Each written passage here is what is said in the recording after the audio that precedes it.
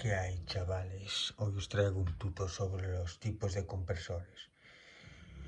Pues bien,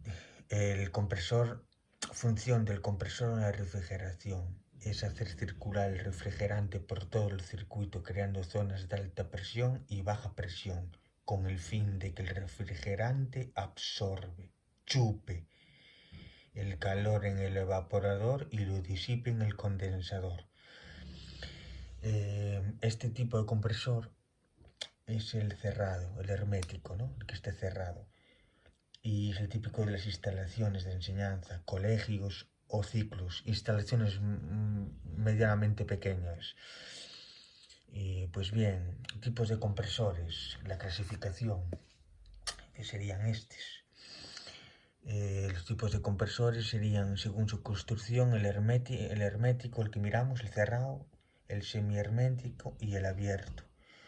Aquí hay una diferencia, ¿no? Del cerrado y el semiabierto y el abierto, es que este está más a mano, ¿no? Si hay una pieza que cambiar o se estropea algo, siempre podemos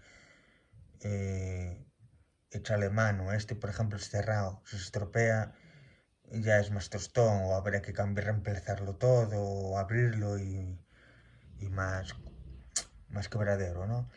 Pues bien, aquí, según la forma de comprimir, sigamos por aquí, estarían los volumétricos de desplazamiento positivo o los centrífugos de desplazamiento cinético. Los volumétricos, desplazamiento positivo, tendríamos los alternativos, que serían el de pistón simple o doble efecto, o los rotativos, que en este caso sería el compresor de lóbulos, de tornillo, de scroll o bien llamado espiral, de paletas y de pistón rodante. Y los centrífugos de desplazamiento cinético tendríamos el axial y el radial, estos dos. Pues bien, la diferencia entre los volumétricos y los centrífugos, la principal diferencia es que estos últimos, los centrífugos, transforman la velocidad en presión y su funcionamiento es dinámico. Es decir, es similar al del turbocompresor, con una caracola que aloja un rotor. Sería ese. Ahora, según su construcción, ¿no? Los herméticos, como ya miramos en el principio, que son para la enseñanza, los típicos.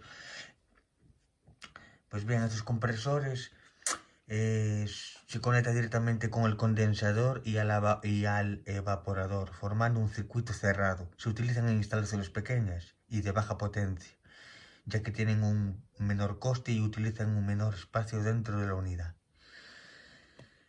Los semiherméticos, compresor de pistón o alternativo diseñado para ofrecer los más altos rendimientos, reduciendo el espacio de compresión a valores mínimos. Y el abierto, son utilizados en sistemas con refrigeración. En este tipo de compresor, el refrigerante en vapor se mueve hacia afuera, según se mueva la turbina, rápidamente, o llamada fuerza centrífuga, aunque también el término correcto es fuerza centrípeta, ¿no? La diferencia entre este y este es que este es cerrado, ¿no? Y si se estropea había que cambiarlo toda la unidad. Y estos son más a mano. Si se estropea alguna pieza o así, siempre se puede cambiarla. Pues bien, ahora vendrían los volumétricos de desplazamiento positivo, alternativos simple, efecto doble efecto. Son los más comúnmente utilizados y reciben el nombre de simple o doble efecto por la capacidad de comprimir el aire o en ambos sentidos, respectivamente. Los compresores alternativos existen en versiones lubricadas o sin lubricar. Pues bien, compresor dos etapas doble efecto. El de simple efecto, por ejemplo, el aire se comprime en una fase y se refrigera. Y en este caso, en el doble etapa, se vuelve a comprimir en una segunda fase, permitiendo un elevadísimo rendimiento al grupo compresor, indicados para la industria en general, destacado por su alto rendimiento en todos los trabajos que realiza. La compresión se realiza en dos etapas, por medio de un solo pistón. El ciclo que realiza, vamos allá. Aquí están las partes, vamos a explicarlas, ¿no? El compresor aspira el aire del exterior por los filtros, que serían los Fs, que serían estos de aquí, ¿no?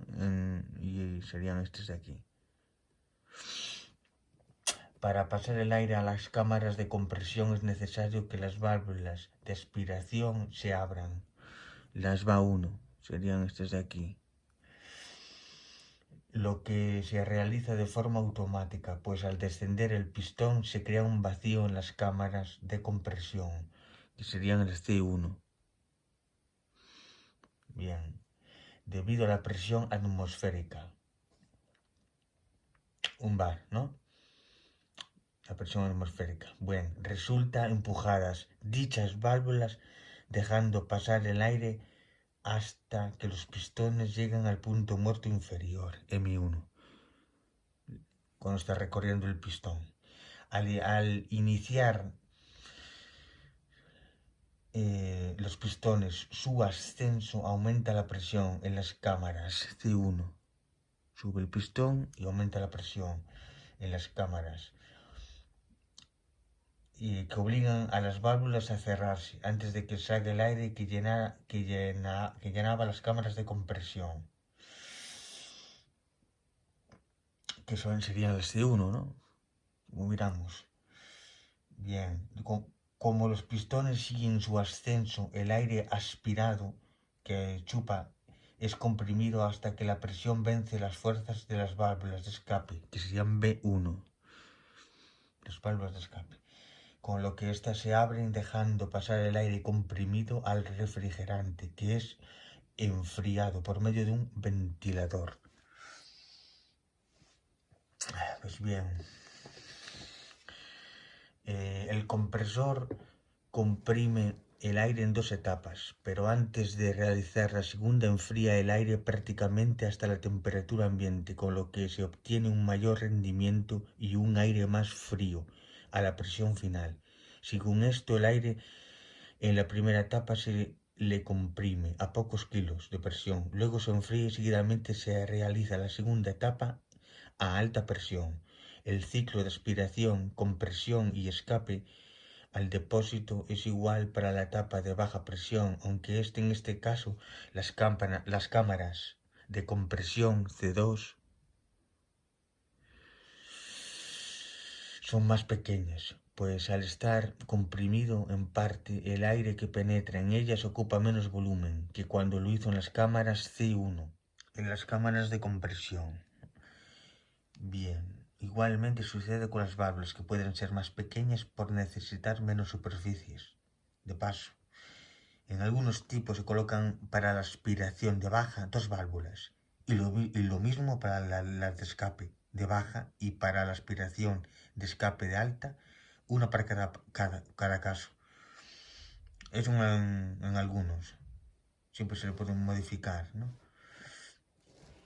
Bien, aquí, como hemos dicho, en el compresor de simple y doble efecto, la principal diferencia de un compresor de pistón de 1 y 2 etapas es que es la frecuencia con la que se comprime el aire entre la válvula de entrada y la boquilla. El primero, el aire se dirige a un depósito de almacenamiento, después se comprime en una sola carrera. En la segunda, sin embargo, el aire se mueve a un pistón más pequeño a través de un tubo de refrigeración que reduce la temperatura del aire. Así se comprime por segunda vez, lo que provoca un aumento de presión. Y aquí estos serían los filtros, como miramos en el dibujo aquí, que serían estos, los Fs, ¿no? Pero aquí se mira mejor. Bueno, los cacharros, no sé si mira bien, y sí, el compresor el típico. ¿No? ¿Ves? Ahora me vendrían los rotativos. Compresor rotativo. Bien, chavales, consta de un cuerpo y dos largos engranajes helicoidales o tornillos en contacto que giran en sentido contrario. Uno de estos es el primario, que sería el macho. El segundo será hembra, que será desplazado por el primario y el secundario. Serán estos, uno, el macho y hembra, ¿sabes? Uno gira en sentido contrario al otro. Y el fluido sería por el medio de los dos, ¿no? Y va comprimiendo a medida que va avanzando. Presentan en su lateral 6 canales que corresponden con los lóbulos del tornillo macho. El refrigerante procedente del evaporador queda atrapado en los espacios existentes entre los canales del tornillo hembra. El secundario, girando con este y comprimiendo a medida que avanza hacia la salida, ya que el volumen disponible entre las ranuras que dejan los tornillos va disminuyendo gradualmente. El funcionamiento por dentro sería así, ¿no? El fluido iría por el medio y iría comprimiendo. Y las partes, vamos a mirar. Engranajes de sincronización, que sería el 1, que sería estos de aquí. Son los responsables de que ambos tornillos giren en sentido correcto. Rodamientos del rotor, que también serían aquí, un poco más en el medio aquí, son los encargados de que el eje principal del eje del rotor, vamos, el 3, el separador, serían aquí, entre ambos. Mantiene separados los tornillos. Los tornillos son estos dos, aquí. Bien. De la zona de transmisión, donde se ubican los engranajes de sincronización. El 4 sería el rotor macho, formado por los lóbulos, que sería aquí, a ver, rotor macho y rotor hembra, el 5. Rotor macho formado por lóbulos y rotor hembra está formado por ranuras de acoplamiento helicoidal. El 6, empaques, que serían entre estos dos, los empaques. Su función es no dejar salir el fluido del compresor. El 7, el piñón, sería este de aquí, ¿no? Responsable del movimiento, por supuesto. El 8, canal refrigerante, que sería en el medio, el canal, como dijimos aquí. Aquí está el canal este, aquí se mira en el medio. Encargado de mantener la temperatura estable. El 9, el orificio de ventilación, que sería este de aquí. A ver si sale. Este de aquí es el orificio. Bien. Trabaja conjuntamente con el canal refrigerante con el objetivo de ventilar el equipo. Bien. Tiene por ahí el agujero. 10, el puerto de salida, que también sería el otro orificio. Permite la salida de fluidos, uno es el canal y otro el puerto. Orificio de drenaje, permite la salida del fluido de la cámara compresora, que sería el 11. El puerto de drenaje, que sería, a ver, por el otro lado, aquí está, por el otro lado, puerto de drenaje. Y el pistón de equilibrio, en función de mantener los ejes a la misma distancia, que sería este de aquí. Émbolo de equilibrio, en el medio. Bien. Ahora sería el compresor de scroll o espiral. Bien. Compresor de espiral, ¿no? Es un compresor de desplazamiento con pistones en forma de espiral. Comprenden rotores machos y hembras que se mueven hacia uno u otros mientras se reducen el volumen entre ellos y el alojamiento. Características que pueden trabajar a altas velocidades de eje, combinado con un gran caudal con unas dimensiones exteriores reducidas. En este tipo de compresores son usados en las plantas de recuperación de vapor. Partes. Vamos por las partes. Válvula antirretorno, que sería esta de aquí, que su objetivo sería cerrar el paso de un fluido gaseoso líquido en circulación en un sentido y dejar pasar en el contrario. Válvula de descarga, que sería esta de aquí, que es para la expulsión del aire. Válvula de alivio, que alivia la presión de un fluido, que sería esta de aquí. No la tapa, sería esta ahora mismo. Cuando supera el límite preestablecido, la válvula de alivio. Sello, el sello sería este de aquí, proporciona el sellado entre el pistón, émbolo, como lo queréis llamar, y la barra, que consiste en unos anillos de teflón. Espirales, que serían estas dos, ¿no? La fija y la móvil, que sería esta. Aquí se mira mejor, ¿no? Pues bien,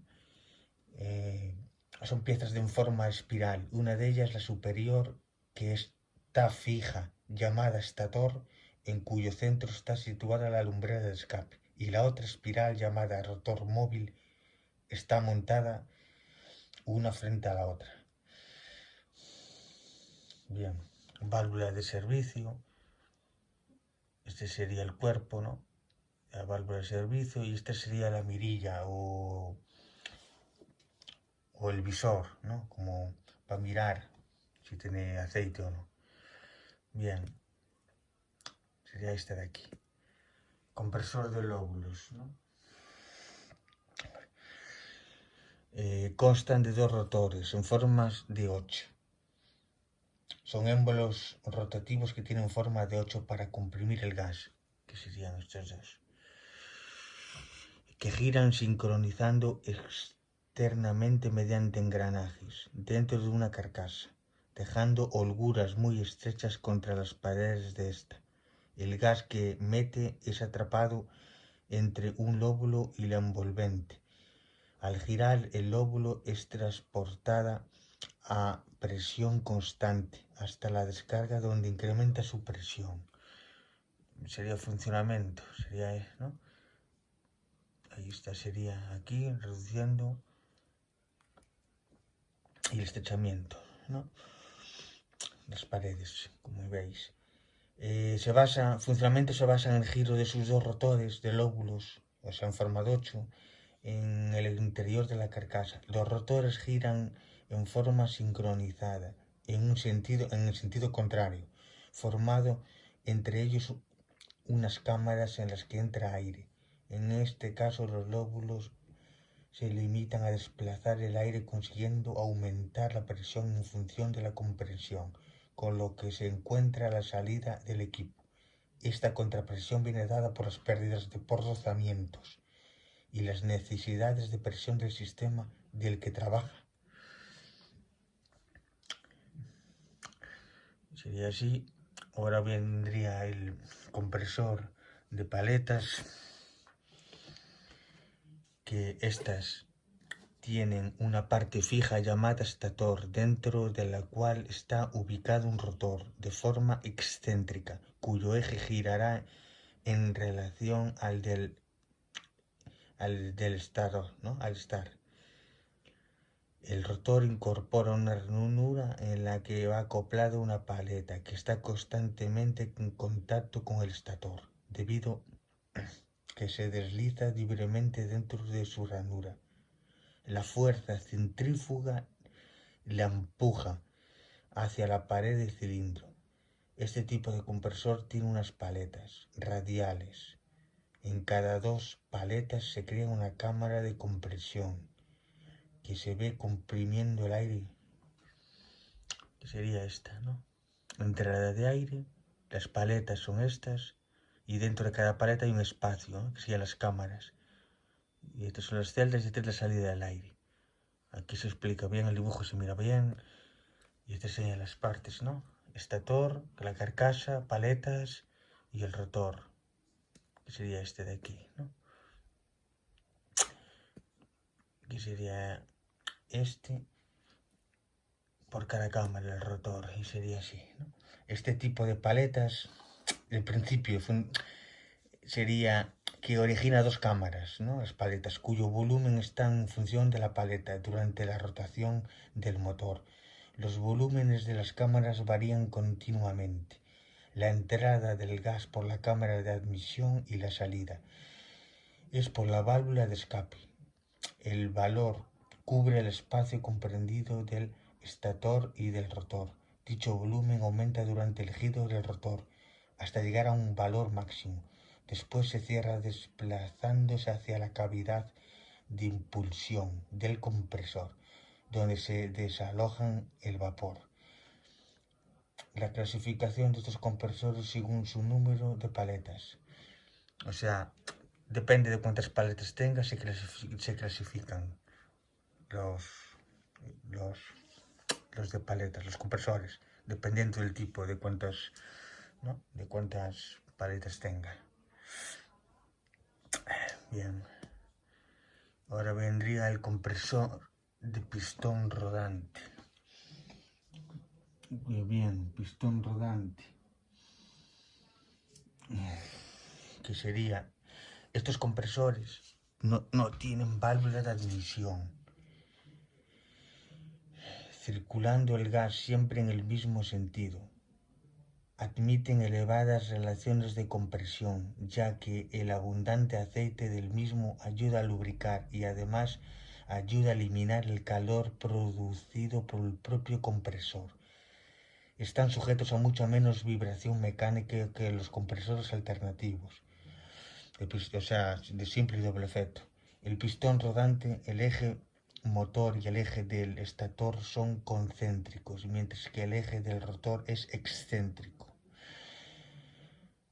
Al deslizar el rotor sobre el estator se establece entre ellos un contacto que en el estator tiene lugar a lo largo de todas y cada una de sus generatrices, mientras que en el rotor solo a lo largo de una, la correspondiente a la máxima distancia del eje motor.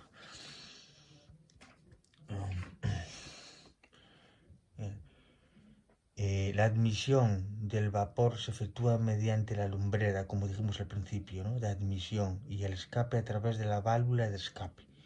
El vapor aspirado en el compresor que llena el espacio comprendido entre el rotor y el estator se comprime de forma que, al girar, disminuye progresivamente su espacio físico hasta que alcanza la presión existente en la válvula de escape. Es cuando tiene lugar la expulsión de vapor. La salida.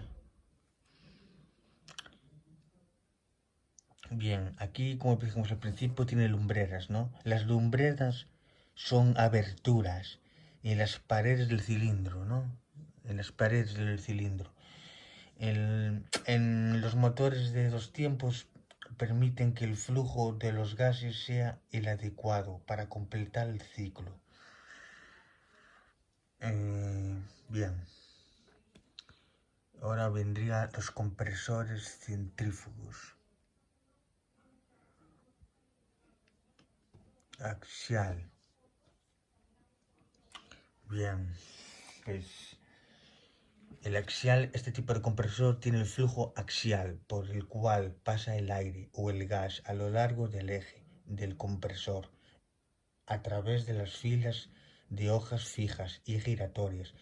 Normalmente los compresores axiales son más pequeños y ligeros que los compresores centrífugos equivalentes y suelen funcionar a velocidades muy altas, mucho más altas que los centrífugos. Bien, que sería este. Y bien, ahora sería el compresor radial. El compresor radial centrífugo se caracteriza por su flujo de descarga. El aire es aspirado al centro de un rodete giratorio con hojas radiales y las fuerzas centrífugas empujan hacia el perímetro del rodete. El movimiento radial del aire produce de manera simultánea un aumento de presión que generará energía cinética. Aquí lo vemos. Y esto sería todo, chavales. Cuidaros y nada más.